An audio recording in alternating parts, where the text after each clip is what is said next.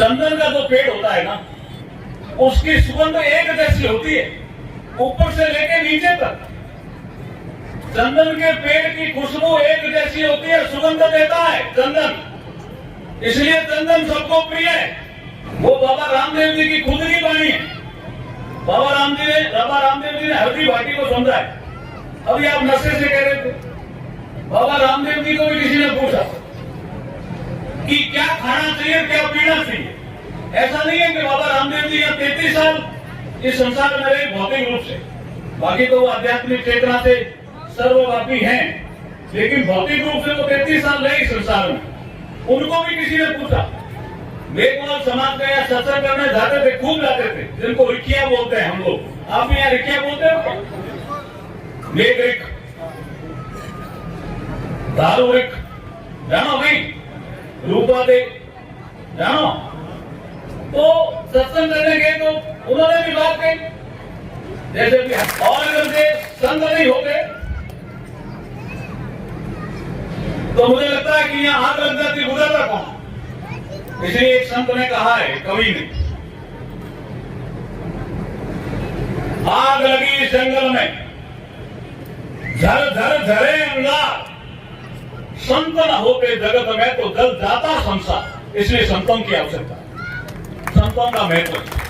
बाबा साहब भीमराव अम्बेडकर जी के क्या गुण थे, उन गुणों की हम खोज करें और उनको जीवन में धारण करें। इसलिए बाबा रामदेव जी की एक वाणी है कि अगर आपने गुणों को धारण नहीं किया तो आप नुगरे रह जाओगे। यहाँ गुरु करने से मतलब नहीं है, गुणों को धारण करने से गुणवान बनते हैं, और जो गुणों को धारण नहीं करता है वो नुगरा होता है। नुगरो जीव मरे और जन्मे, भटक भटक मरदासी रे। नुगरो जीव मरे और जन्मे, ये आवागमन का जो साधन है ना, ये ठीक नहीं है। इसलिए बाबा रामदेव जी का गुण कर लो, गुरु कर लो, गुणवान हो जाओ, संस्कारवान हो जाओ, तो आप श्रेष्ठ बन जाओगे। मर ले भटक भटक मर झांसी भाटी हर जी, भटक भटक मर झांसी रे। अरे अरे अरे अरे क्या होनारिया, उसमें क्या बाबा रामदेव जी की वाणी में क्या शानदार ये भजन है, वाणी है पुरानी, मुझे यहाँ ऐसे याद आ गया। श्याम रंग का अगर हीरा है, श्याम रंग का, तो हमारी जानकारी में नहीं रहता। वो कहते हैं कंकड़ होगा, तो वो कहते हैं पहचानो। कौन पहचानेगा? गुरु पहचान करता है कि हीरा है, कंकड़ नहीं है। इसलिए एक संत ने यूं भी कहा, कहे संत संग्राम हाथ में हीरा आया है, बताओ आराम से आ रहे ऐसा मैं घड़ा भगाया, ये है नहीं, भगा तो भगा दियो, लारे रहियो एक मिलियो हीरारो पार की जन, रोयो माथो टेक सब में घड़ा गवाया, कहे संत संग्राम हाथ में हीरा आया। ए हीरा, ये मानव धर्म में हीरा ही है भाई। कबीरदास जी ने भी कहा कि जागना है, और बाबा भीमराव अम्बेडकर जी ने भी कहा जागना है। एक दो अंग्रेजी और एक यूनाइटेड स्टेट्स के पत्रकार आए थे, उन्होंने पहले टाइम लिया जिन्ना साहब से, तो पता चला जिन्ना साहब सो गए, जल्दी सो गए। फिर टाइम लिया हुआ था महात्मा गांधी से, तो उनसे मिलने गए तो पता चला वो भी सो गए। तो 12 बजे के आसपास उन्होंने कहा आज टाइम तो लिया था बाबा साहब ने, डॉक्टर अम्बेडकर से भी, लेकिन देखते हैं ट्राई करते हैं। तो वो जब बाबा साहब अम्बेडकर के पास गए तो 12:कुछ हो गए थे, तो भी बाबा साहब ड्रेस में बैठे पढ़ रहे थे। तो अंग्रेजों को लगा कि यार जिन्ना साहब भी सो रहे हैं, महात्मा गांधी भी सो रहे हैं, ये डॉक्टर अम्बेडकर क्यों जग रहे हैं? पहला क्वेश्चन यही पूछते हैं, बोला आप क्यों जग रहे हो? तो उन्होंने कहा उनका समाज जग रहा है इसलिए वो सो रहे हैं, मेरा समाज सो रहा है इसलिए मैं जग रहा हूं उनको जगाने के लिए। घणो दिन सो लियो रे, अब तो जाग मुसाफिर जाग, घना दिन। ये कबीर है जो कहता है कि बहुत सो लिया तुमने। पहला सोयो तू माँ के गर्भ में, लंबा पाम पसा। ध्यान आवे मुझे खाने बसो क्या सोवे उल्टो सोवे अपन लागे उल्टो। कबीरदास जी कहे कि वो सुलटो ही है, सिर नीचे हुए पांव ऊपर हुए। कोई कोई बच्चों पांव सूजन में जंचने पड़ जाओ जाने यूं करो वो काट अड़चने पड़े बोले नहीं करी। हाँ कई पांव सूजन में वेला लेकिन कम हुए अपवाद स्वरूप। लेकिन जन्मते समय वो उसका सिर नीचे होता है, वो संकल्प करके आता है जीव। तो कबीरदास जी ने उसका अनुभव किया और कहा पहला सोयो तुम मां के गर्भ में, लंबा पांव फंसा उल्टा पांव फंसा, भीतर से तू बाहर आयो, भूल गए हो रे किरदार जन्म का होलियो। क्या कबीरदास जी ने कहा और क्या बाबा साहब भीमराव अम्बेडकर जी ने लिखा है। बाबा साहब भीमराव अम्बेडकर जी के 3 गुरु थे, किसी को पता है क्या? पहले भगवान बुद्ध, दूसरे महात्मा फूले और तीसरे कबीर। वो भी गुरु रावण माल जी उस एरिया के राव थे जहां मेवा नगर के आसपास जहां लूमनाथ जी ने तपस्या की थी, उस जगह के वो राव थे। उनकी शादी हो जाती है रूपा देवी से, लेकिन शुरुआती दौर में रावण माल जी की और रूपा देवी की आपस में बनती नहीं। लेकिन रूपा देवी तय करती है कि मैं मेरे पति के साथ ही रहूंगी और इनको समझा करके ठीक करूंगी। आजकल क्या होता है, शादी हो जाती है और पति पत्नी में नहीं बनती है तो कहते हैं तलाक दे दो। रूपा देवी जी के जीवन में भी ऐसी घटना घटी तो उन्होंने तलाक नहीं दूंगी, मैं जाऊंगा नहीं मेरे पति को छोड़कर, मैं मेरे पति को समझाऊंगी। तो अपने पति को समझाती है रूपा देवी और उसके 2-3 घड़ियां कहने की कोशिश करूंगा। और रूपा देवी क्यों समझाती है? क्योंकि वो गुरु बहन होती है दारू वेद की, दारू रुक की, दारू रुक की, दारू रुक की गुरु बहन होती है रूपा देवी।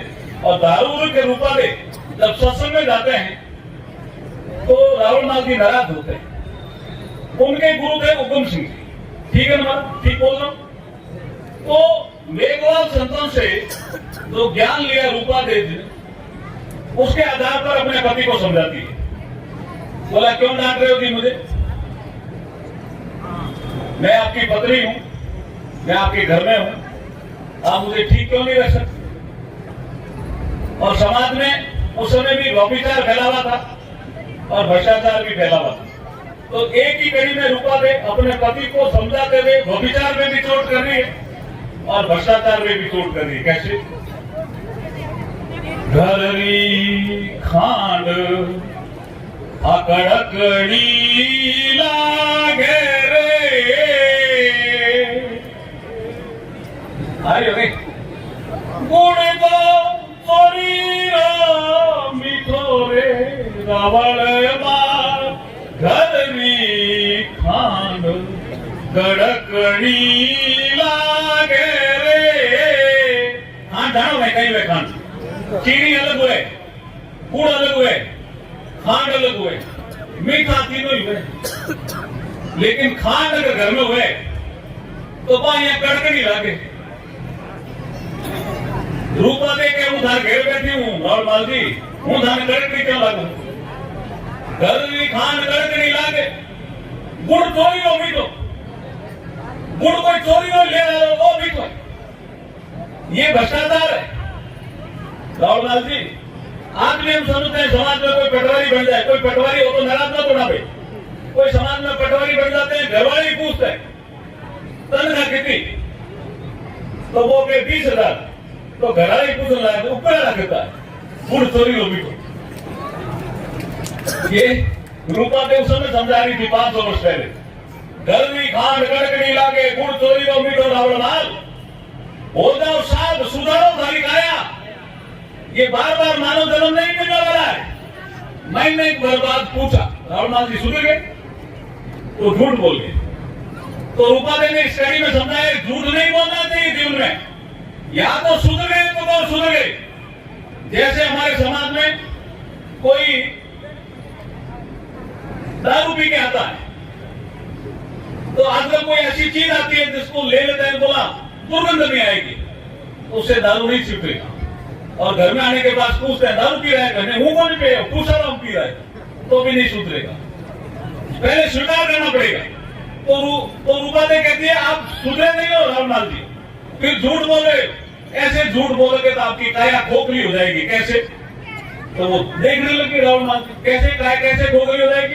तो रूपा दे अपनी पति को समझा रही कैसे, काया में कूड़ झूठ में बोले असत्य, काया में कूड़ चाहे काठ में किरोती रे, किरोती जाना बोले थे लकड़ी में चलती है ना किरोती, ऐसे वैसे कहीं बोले किरोती, वो हमारे मारवाड़ी में किरोती बोलते हैं। वो ऐसे चलती है तो आती और जाती हुई लकड़ी को काटती। अगर आप ऐसे ही झूठ बोलते रहेंगे तो आपकी काया खोखली हो जाएगी। रावण जी खोखली हो जाएगी काया आपकी, आप राजा जरूर लेकिन झूठ मत बोलो। तो रूपा ने अपने पति को क्या समझा रही है, काया में कूड़ जो है काठ में किरोती रे, अदालत जावत मेरे रावण माल, काया में कूड़ मत बोलो रावण माल, ये काया खोखली हो जाएगी। अब उसके बाद मैं जब एडीएम डेवलपमेंट अपार्टमेंट तो मैं रावणमाल जी की इस कथा को पढ़ा सुना, रूपा देवी के स्थान पे गया, धारूर के स्थान पे गया, और जो आप मेघरिक जिनके तपस्या की और उन्होंने समाधि बताई लूमनाथ जी ने, उस स्थान पे भी गया। तो वहां एक कथा है कि रावणमाल जी बाड़मेर गए और रावण में सारे राजपूत इकट्ठे थे। उन्होंने कहा ये क्या कर दिया रावणमाल जी आपने? बोला क्या हुआ? कि आपकी पत्नी आपके सामने बोलती है, आपको डराती है, ये तो ठीक नहीं है। जैसे जैसे हमारी पत्नियों को पता चलेगा तो हमारी पत्नियां भी हमारे सामने बोलने लग जाएगी, ये ठीक नहीं है, उसको ठीक करो। और आपसे ताकत नहीं आता तो हमें बताओ, हम ठीक कर देंगे। 500 साल पुरानी बात। लेकिन जो रावण ने बात कही वो रूपा देवी को सुनाई दे दी। बालोतरा के आसपास जगह है वहां, जसोल के आसपास। जैसे ही रावणमाल जी घोड़े से आते हैं बाड़मेर से और तय करके आते हैं कि आज तो मैं रूपा देवी को ठीक कर दूंगा, और जैसे ही वो आंगन में घोड़ा खड़ा करते हैं, बाखड़ बोलते हैं, नौरा जिसको बोलते हैं, उसमें घोड़ा खड़ा करते हैं और रूपा देवी सामने खड़ी होती है। और रूपा देवी कहती है क्या कहा आपने बाड़मेर में? मैं खा रही हूं। एकदम चौंके कि कहा तो यही था कि मेरी पत्नी है तो ठीक है लेकिन खारी बहुत है। तो यहां रूपा देवी जो अपने पति को समझाती है, खड़े खड़े रो घोड़े पे हैं, नीम खारा, रावणनाथ जी नीम खारो भाई क्या है? नीम खारो निबोड़ी बारी मीठी रे,